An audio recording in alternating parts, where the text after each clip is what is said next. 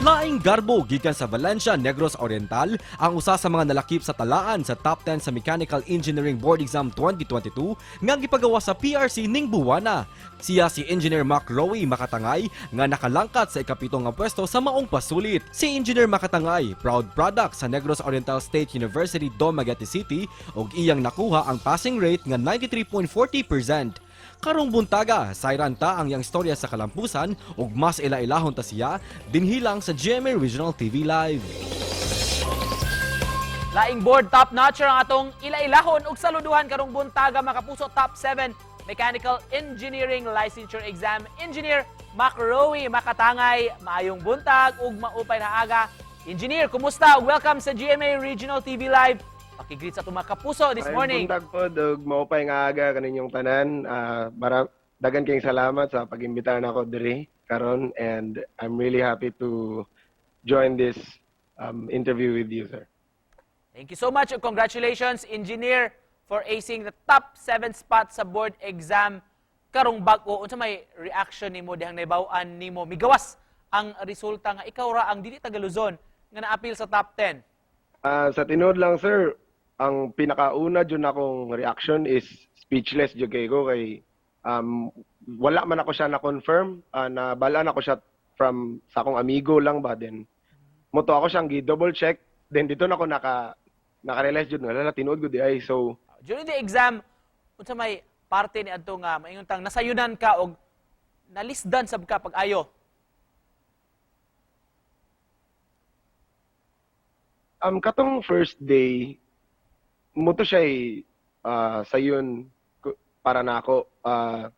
Pag uli na ako, like, wala jud ko nabalaka and anything. Medyo kuan lang kanang naradyo yung mga answers nga ako kabalo, but all in all, the first day was okay. Katong second day, dito jud ko nagkulba kay wala jud ko kabalo unsay may tabo. Kani adto pa ba damgo na gyud nimo mahimong mechanical engineer? Katong bata pa ko, akong pangandisona is to become an electrical engineer kay akong papa electrical man pod. And pero atong nagkadako ko, na pa-realize sad with the help of my mother, no, nga if mokuha og course dapat ganahan ko dili kay kanira nga rason. So Pero kani adto pa lang academic achiever na jud ka, Rowie? di po ko mo-consider siguro nga academic achiever ko, but I have received awards, no, sa atong bata pa ko, pero mostly buliyagon jud ko nga bata, no, si ako ang hinungdan sa labad sa ulo sa akong mama kay sige dula na bisag asa maabot laagan. Rowie, unsa may trabaho sa imong parents ug ikapila man ka sa managsuon?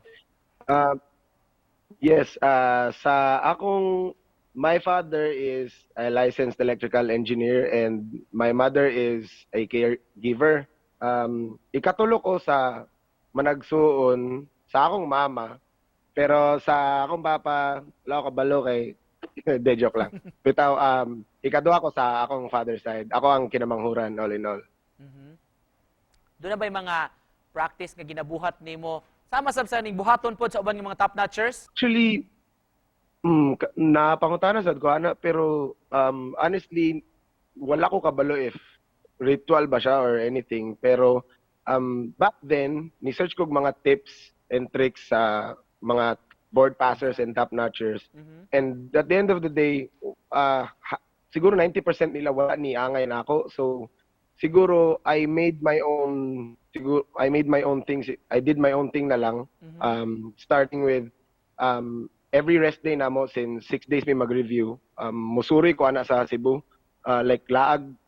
Kang kinsa man nimo gihalad ning imong kalampusan, Rowie? Ako ning gihalad sa ako ang family, my father, mother, mga siblings, and then and another family pod, ako mga friends, and especially to myself. And to close this, unsay mensahe nimo sa atong mga kapuso nga nagtan-aw karon?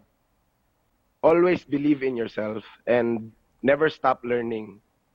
Also learn from your achievements as well as as much as you do with your mistakes. And ano lang, enjoy lang. Never forget to take care of yourself as well. Never forget to take care of your mental health. Thank you so much, o congratulations kanimo bagong engineer, mga kapuso, Mac Rowie. Makatangay, Thank you daghang po, guys, salamat. and mayong bundag sad kanimo.